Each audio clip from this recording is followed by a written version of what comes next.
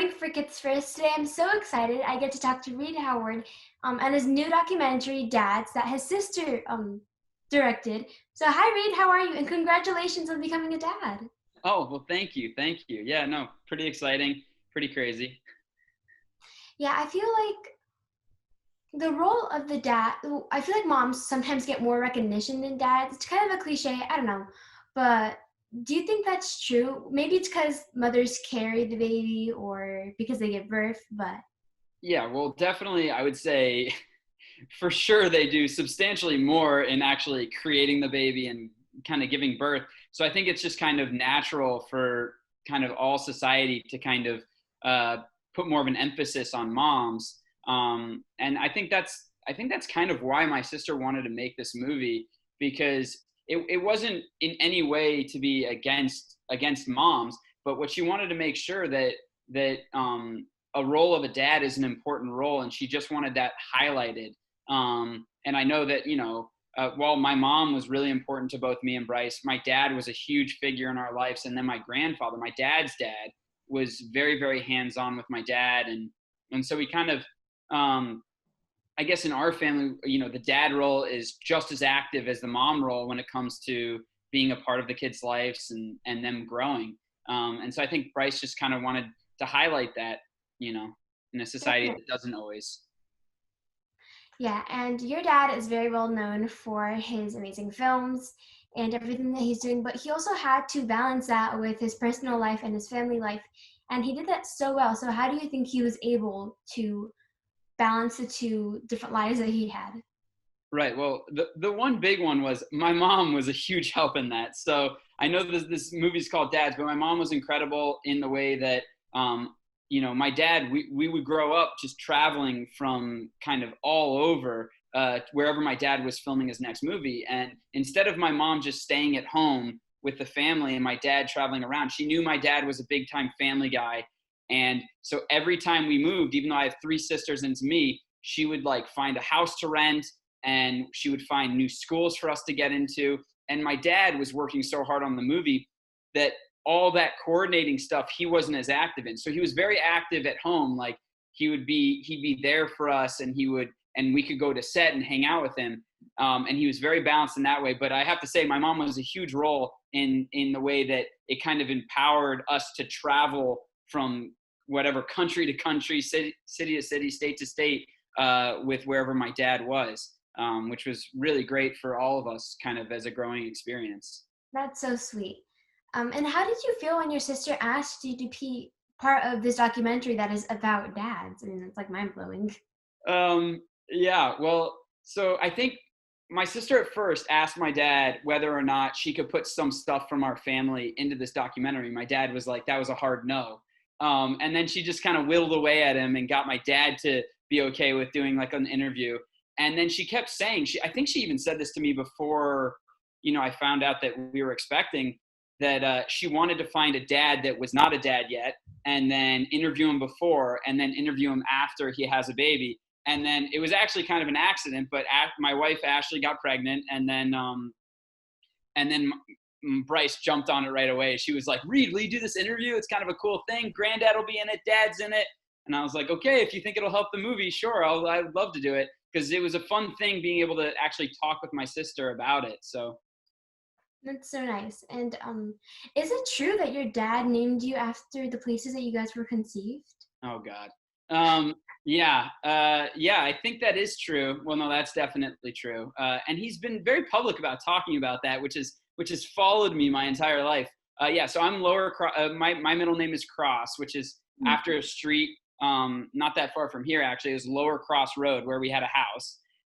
Bryce, I think my dad was doing a movie maybe called Through the Magic Pyramid, some sort of movie down in Dallas, Texas, and Bryce's middle name is Dallas.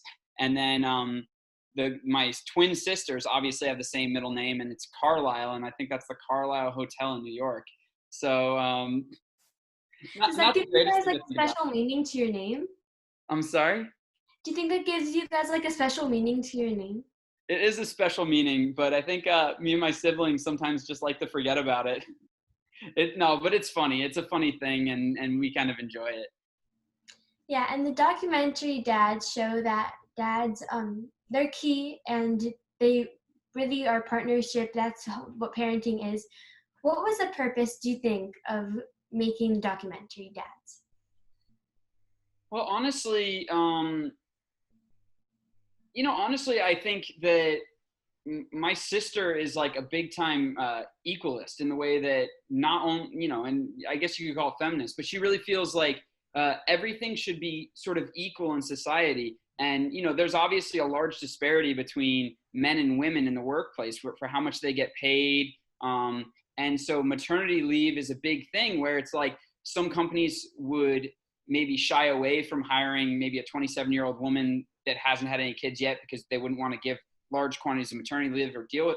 And so she saw the discrepancy there, and that really frustrated her. But then on the other side, she saw the fact that men weren't really empowered as caretakers. So if women are going to be frustrated that they're sort of supposed to be the caretaker, then if you want to try to make that equal, you have to empower men to be caretakers as well. And what she wanted to show was, yeah, and she didn't show this in the documentary, but in her belief, women can be the most hardcore CEOs. They can run the country, they can run Fortune 500s, but don't go ahead and tell men that they can't take care of kids.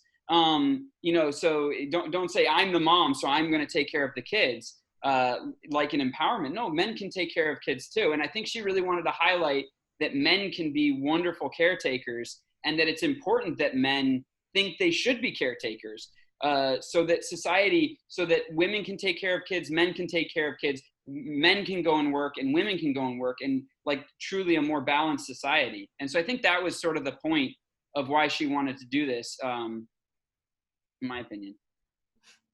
Definitely. In this documentary shows this story of six dads, I believe. So which story did you connect with most out of the six? Oh my God! You know what? I just thought I was completely out of my league. They are such all incredible stories. I actually got to meet them on a Zoom call, and I was just like, you guys, because all of them are these stories of them facing such adversity and them coming through it.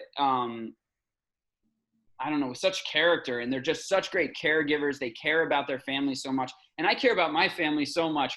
But I was just kind of Joe Schmo, just like normal. My wife got pregnant, we had a kid, and it was exciting. It was difficult to put my car seat together and all my stuff together.